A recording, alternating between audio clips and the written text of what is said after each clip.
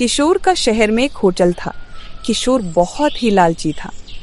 वो हमेशा सोचता कि किस तरह कम खाना देकर कस्टमर से ज्यादा पैसे ठग सके। बबलू वहां काम करता था। वो एक सीधा साधा लड़का था।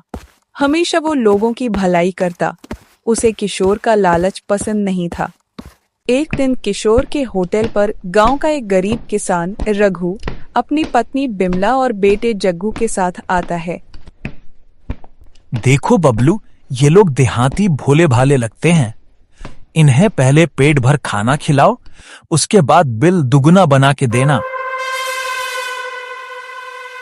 मालिक, ये ठीक बात नहीं।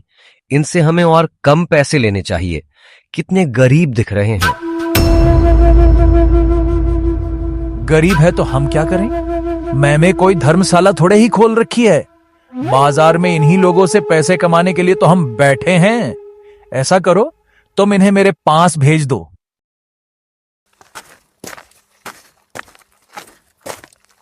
हाँ साहब, बताइए आप क्या खाना पसंद करेंगे? हम तो गांव के गरीब किसान हैं भाई। हम लोगों को तो रोटी सब्जी और दाल भात से ज्यादा कुछ मालूम ही नहीं है। हमें तो ये भी नहीं पता शहर में लोग क्या खाते हैं। दाल भात को कम मत समझो भैया, आज तो आपको सब पता चल जाएगा। जो मैं बनाऊंगा ना, उसका स्वाद चखकर आप भी कहोगे, वाह ये तो कमाल की चीज है।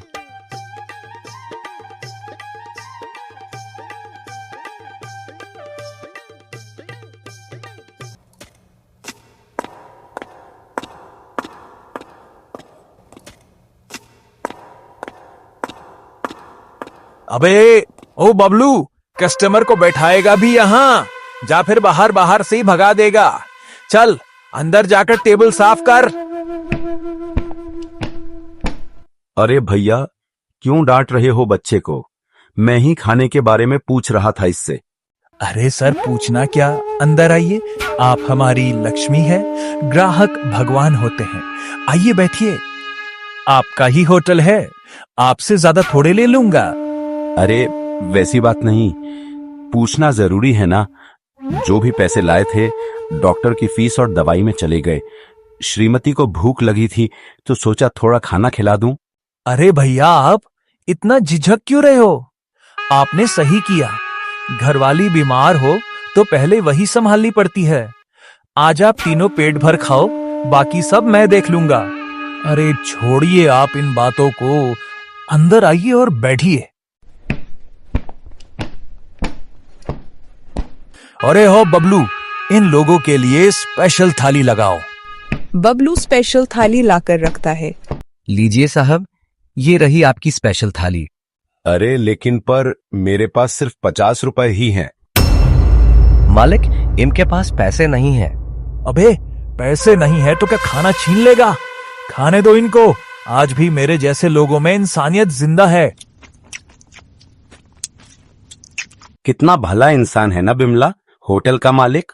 सही कहा आपने, कितना अच्छा व्यवहार है। भगवान ऐसे लोगों का हमेशा अन्न भंडार भरा रखे। पिताजी, खाना तो बहुत अच्छा है, साथ में बड़ा वाला रसगुल्ला मिल जाता तो मजा आ जाता। चुपचाप खाना खा, पैसे हैं नहीं। वो तो भला हो इस दुकान के मालिक का जिसने हमें इतना अच्छा खाना खिलाया। अरे भाई साहब, बच्चा है, उसे खाने का मन है, रसगुल्ला तो खाने दीजिए। ए बबलू, दो रसगुल्ले इन सभी लोगों को दो। अरे भाई साहब, इतनी खातिरदारी ठीक नहीं। वैसे शानदार खाना खिलाने के लिए धन्यवाद। बबलू, ये लो, साहब को खाने का बिल दे दो। बबलू जाकर रघु को बिल देता है। ये रहा आपका बिल। बिल 1000 का होता है। पिताजी, हमारे पास तो सिर्फ 50 ही रुपए हैं, बाकी के पैसे कहाँ से आएंगे? मैंने तो बोला भी था, पर इतना महंगा खाना। यहाँ तो तड़का, सलाद, पानी, अचार, सब चीज के अलग चार्ज हैं। इन्होंने तो कहा था कि पैसे की कोई चिंता नहीं, अपना होटल समझकर खाइए। क्या हुआ भाई साहब, क्या समस्या है? देखिए भाई साहब, मैंने पहले ही बोल दिया था कि हमारे पास सिर्फ 50 रुपए हैं। पूछिए इनसे। मालिक, मैंने तो पहले ही बता दिया था। अरे वो तो शिष्टाचार में बोल दिया था। इसका मतलब ये थोड़ी है कि मुफ्त में सभी को खाना खिलाता फिरूं। तो उसी समय बोल देते कि सेवा नहीं दे पाएंगे। मेरे यहाँ 50 रुपए में चावल, दाल, भुजिया, सब्जी, पापड़, अचार, सलाद सब मिलता है। होगा तुम्हारे वहां पर, लेकिन मेरे यहाँ तो यही रेट है। अब करना क्या है, हमारे पास तो पैसे हैं नहीं। ठीक है, तो आप कुछ सामान यहाँ रख दो। जिस दिन पैसा दे जाओगे उस दिन लौटा दूंगा। लेकिन मेरे पास तो कुछ नहीं है रखने को। अरे वो जो भाभी जी के गले में मंगलसूत्र है ना। नहीं, मैं ये मंगलसूत्र नहीं दूंगी। ये मेरे सुहाग की निशानी है। मालिक, ये अच्छी बात नहीं। मंगलसूत्र किसी भी औरत का सुहाग होता है। आप मेरी पगार से पैसे काट लीजिएगा।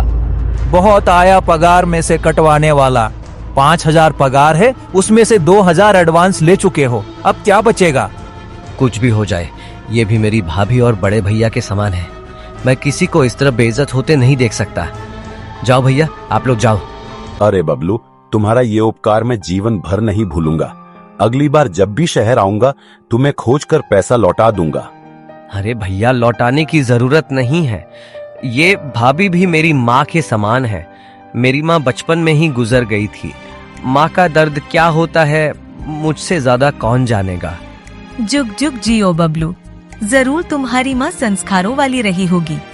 रघु अपने परिवार के साथ वहां से चला जाता है। रघु के जाने के बाद किशोर बबलू को बहुत खरी खोटी सुनाता है। बबलू सबर का घूंट की के रह गया। एक दिन सुबह सुबह एक तपस्वी साधु बाबा पर आते हैं। अलख निरंजन, बच्चा कुछ खाने को मिलेगा? बहुत दूर से आया हूँ। प्रणाम महाराज, आइए, आपको शुद्ध शाकाहारी खाना खिलाऊंगा।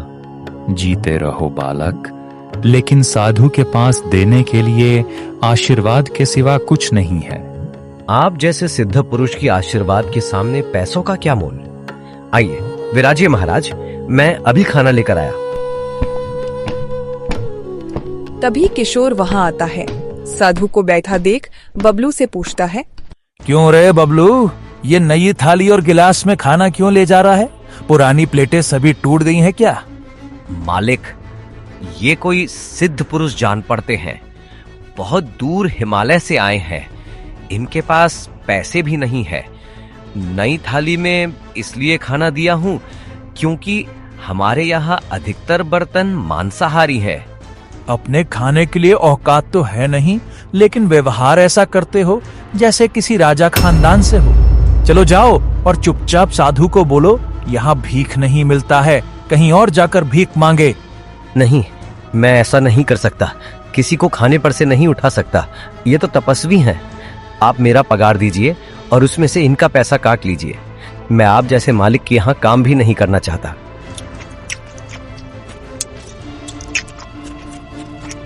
तेवर तो नवाबों जैसे हैं तुम्हारे। ये लो एडवांस रघु का, और साधु का पैसा काटकर 1900 है। और अब फूटो यहां से। ठीक है, इसमें से 300 रुपए और रख लो मेरे आज के खाने का। बबलू वहां से निकलकर एक बरगद के पेड़ के पास बैठा सोच रहा होता है कि अब आगे क्या करना है। तभी वहां पर तपस्वी साधु बाबा आते हैं और पूछते हैं, क्या हुआ बालक, यहाँ ऐसे क्यों उदास होकर बैठे हो? कुछ नहीं महाराज, इस दुनिया में लोग पैसों के पीछे इतना क्यों भागते हैं कि मानवता को भी भूल जाते हैं। यही दुनिया है मेरे बच्चे। संसार के इस मोह माया से ऊपर उठना सबके बस की बात नहीं है। वैसे तुमने मुझे बहुत बढ़िया खाना खिलाया, लेकिन खाने के बदले तुम मुझसे कुछ लेना भूल गए। मैं कहाँ कुछ बोला बाबा, मुझे नहीं चाहिए कुछ। तुम्हें याद है, खाना खाने से पहले मैंने तुझे बोला था कि मेरे पास देने के लिए पैसे नहीं हैं, लेकिन आशीर्वाद जरूर है। बताओ बालक, तुम्हारी क्या इच्छा है?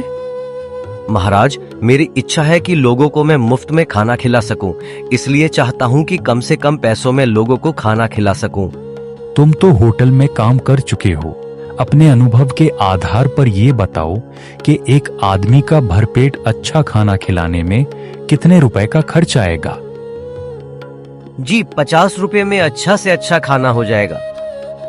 ठीक है, मैं तुम्हें आशीर्वाद देता हूं कि तुम जो भी गरीबों के भोजन बनाओगे वह 10 गुना हो जाएगा। तुम्हारे 1 किलो चावल से 10 किलो भात बनेगा। इस तरह 50 आदमी का खाना 500 लोग खा सकेंगे। वाह, यानी 50 वाली थाली मात्र 5 रुपयों में पड़ेगी। महाराज, आपने मेरे जीवन के लक्ष्य को बहुत ही आसान बना दिया। तभी बबलू को खोजते खोजते रघु वहां पहुंचता है। अरे बबलू, तुम यहाँ बैठे हो? मैं तुम्हें होटल में खोज रहा था। पता चला कि तुम काम छोड़ चुके हो। ये लो तुम्हारी अमानत, 1000 रुपए। अरे बड़े भाई, मैंने तो पहले ही कहा था कि ये पैसे आपको देने की जरूरत नहीं है। अरे, ये तो तुम्हारी अमानत मेरे पास थी। वक्त पर तुमने मेरी इज्जत बचाई, यही काफी है। उसके लिए फिर से धन्यवाद। आपने पैसे बहुत समय पर दिए हैं। अब मैं अपने पास के 3000, जो 15,000 रुपए के बराबर हैं, उसके होटल से सस्ता ढाबा खोल सकूंगा। ये तो बहुत अच्छी बात सोची है तुमने। मेरा बेटा जग्गू ऐसे ही बैठा रहता है, उसे भी अपने साथ इस ढाबे में रख लो। जी जरूर भैया, मुझे अभी कई ईमानदार साथियों की जरूरत पड़ेगी। ठीक है बेटा, अब मैं चलता हूं। तुम अपनी इसी ईमानदारी और जज्बे को हमेशा बनाए रखना। जी महाराज, प्रणाम। मैं भी चलता हूं बबलू। कल से जग्गू तुम्हारे होटल में काम करने आ जाएगा।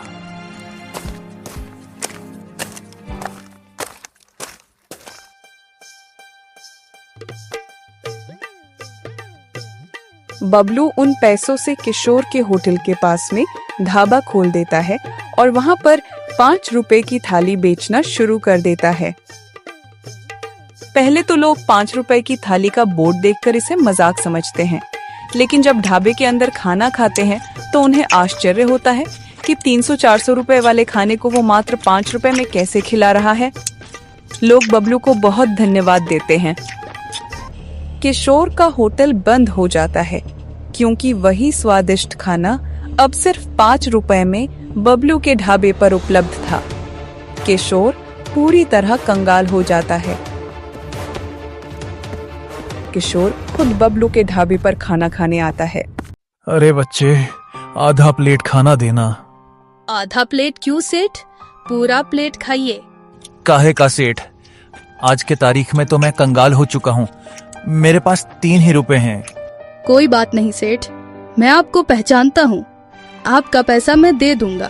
आप महीनों यहाँ आके खा सकते हो। धन्यवाद मेरे बच्चे, पर मैंने तुम्हें पहचाना नहीं। सेठ, मैं वही हूँ जो कुछ दिन पहले आपके यहाँ खाना खाने आया था और आपने मेरी माँ को पैसे के बदले मंगलसूत्र गिरवी रखने को कहा था। मुझे माफ कर दो बेटे, मैं अंधा था। मेरी आंखें तो आज खुली हैं।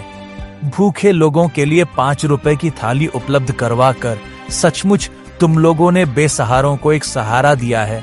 उनकी दुआएं सदा तुम्हारे साथ रहेंगी। अरे मालिक, आप मालिक मत कहो। अब ये शब्द भी मेरे लिए एक गाली जैसा लगता है। 5 रुपए की थाली वाले इस ढाबे में जो सुकून है वो बड़े बड़े होटलों में नहीं मिलता। तो ठीक है, कल से आप भी आइए और मेरे यहाँ मेरे साथ ढाबे का कामकाज संभालिए।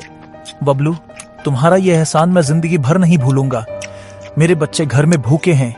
तुमने मुझे काम देकर सिर्फ मुझे नहीं, मेरे पूरे परिवार को भीख मांगने से बचा लिया।